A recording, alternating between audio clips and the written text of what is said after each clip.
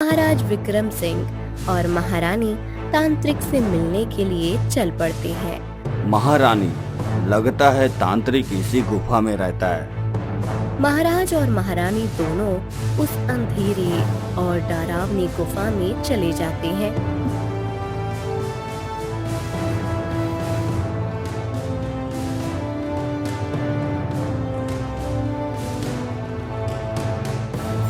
कौन हो तुम और मुझे क्यों बंदी बनाना चाहते हो? श्रापित राजकुमारी। एक समय राजा विक्रम सिंह के राज्य में जहाँ कभी खुशियाँ बिखरी रहती थी, आज अकेला और सन्नाटा पसरा हुआ था। महारानी और राजा विक्रम सिंह की आंखों में गहरी उदासी थी, क्योंकि उनका दिल हमेशा अपनी एकमात्र बेटी राजकुमारी आरती को खोने के दर्द से भरा हुआ था। महारानी, आज भी इतने सालों बाद मैं हमारी राजकुमारी को नहीं भूल पा रहा हूँ। हाँ महाराज, हमारी बेटी के बिना तो अब एक एक क्षण भी युगों के समान लग रहा है। पता नहीं अभी उसके बिना हम कैसे जिएंगे। मुझे तो कभी कभी ऐसा लगता है जैसे वो आज भी इसी महल में है। हाँ, अगर मुझे पता चलता कि किसने उसकी हत्या की है तो अब तक मैं उसे यमलोक भेज देता, जिससे हमारी राजकुमारी की आत्मा को शांति मिल जाती। जब से राजकुमारी आरती का खून हो गया, तब से राज्य के सभी गांवों में अशांति फैल गई। कुछ लोगों ने तो राजकुमारी की आत्मा को महल के पास भी घूमते देखा था। सब तरफ एक डर का माहौल बन गया था।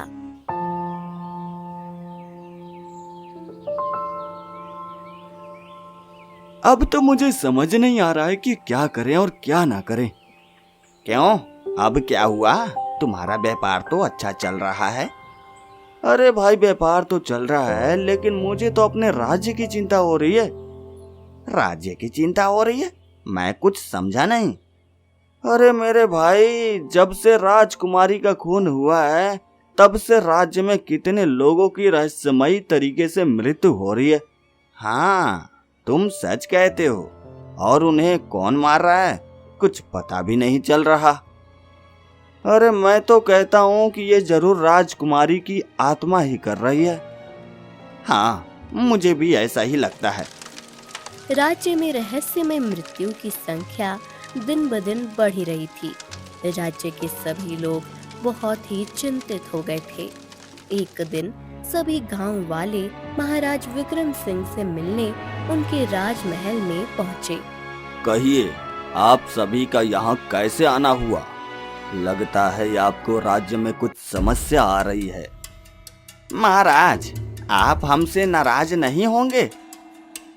अरे नहीं नहीं, हम भला क्यों नाराज होंगे, और वो भी हमारी प्रजा से। आप बताइए, आप सभी को क्या समस्या है?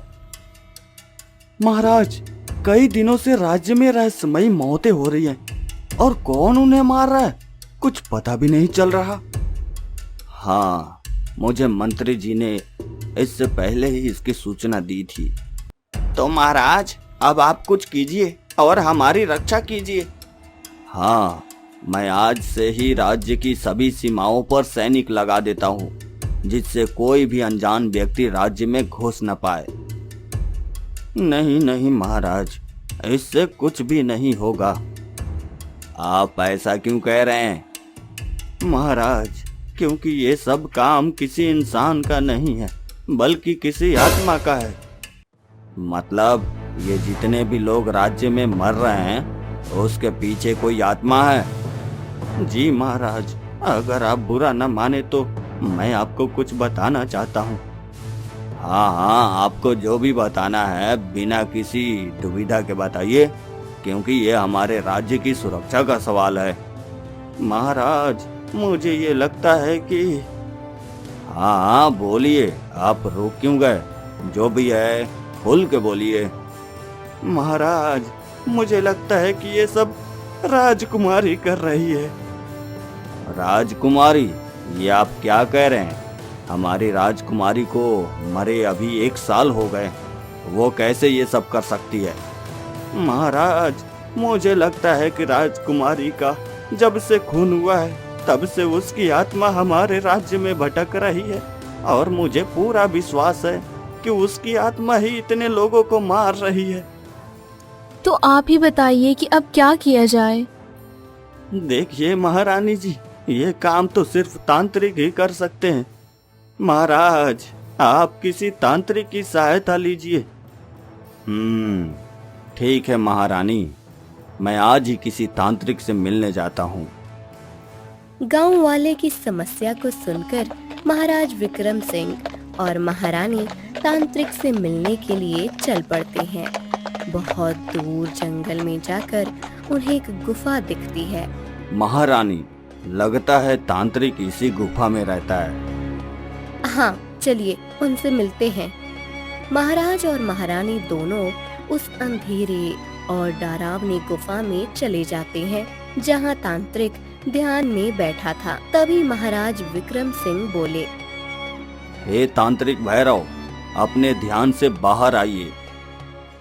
महाराज, आप यहाँ इस सुनसान जंगल में, और वो भी तांत्रिक भैरव के पास। बोलिए, मैं आपकी क्या सहायता कर सकता हूँ? आप तो तांत्रिक है, आपको सब पहले ही पता होगा। हमारी राजकुमारी की आत्मा हमारे राज्य में ही भटक रही है। अच्छा, समझ गया। तो आप उसकी मुक्ति के लिए मेरे पास आए हैं? हाँ, हम इसलिए आए हैं। क्या आप बता पाएंगे कि उसे किसने मारा था? हाँ, क्यों नहीं, लेकिन ये कार्य सिर्फ अमावस्या की रात को करना पड़ेगा। हाँ, तो 2 दिन बाद अमावस्या है। आप हमारे राजमहल आ जाइए। हाँ महारानी, अभी आप निश्चिंत हो जाइए। 2 दिन बाद मैं आपके पास खुद चला आऊंगा। तांत्रिक से बात करके महाराज और महारानी दोनों अपने राज्य की ओर निकल पड़ते हैं। 2 दिन बाद अमावस्या की रात को तांत्रिक राजमहल पहुंच जाता है। आइए, हम आपकी ही प्रतीक्षा कर रहे थे। महाराज, अब मुझे अपना काम करने दीजिए और आप महारानी के साथ महल के बाहर मेरी प्रतीक्षा कीजिए। जैसा आप कहें। तांत्रिक की बात सुनकर राजा और रानी महल के बाहर चले जाते हैं। तांत्रिक अपने मंत्रों की शक्तियों से राजकुमारी की आत्मा को उनके सामने बुलाते हैं। कौन हो तुम और मुझे क्यों बंदी बनाना चाहते हो? राजकुमारी, मैं तुम्हें यहाँ मुक्ति दिलाने आया हूँ। अब तुम मुझे सब कुछ बताओ जो 1 साल पहले तुम्हारे साथ हुआ था। तांत्रिक के ऐसा पूछने पर राजकुमारी बोली, एक दिन मैं राजमहल के खजाने के पास खेल रही थी। तभी वहाँ मैंने देखा कि हमारे ही महल का सिपाही खजाने से चोरी कर रहा था। जब उसे पता चला कि मैंने उसे देख लिया है, तब वह राजा के भय से डर गया और मेरा गला दबाकर मुझे मार दिया।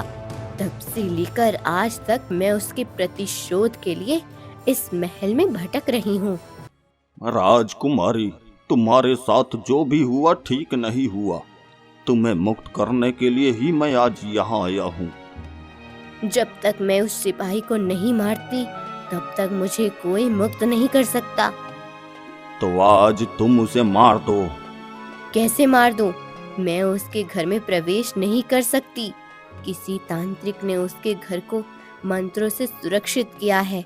लेकिन आज मैं तुम्हें मेरी शक्तियाँ प्रदान करूँगा, जिससे तुम उसके घर में घुस सकोगी और उसे मार सकोगी। तांत्रिक ने अपनी सारी शक्तियाँ राजकुमारी को दे दी। फिर राजकुमारी आत्मा उस खूनी सिपाही के घर जाकर अपना प्रतिशोध पूरा किया और उपस्थित सभी गांव वालों के सामने आकाश के मार्ग से जाते हुए मुक्त हो गई। राजकुमारी के मुक्ति के पश्चात राजा विक्रम सिंह और महारानी को भी खुशी हुई और पूरे राज्य का भय का वातावरण खत्म हो गया। सभी लोग भय मुक्त होकर खुशी से रहने लगे।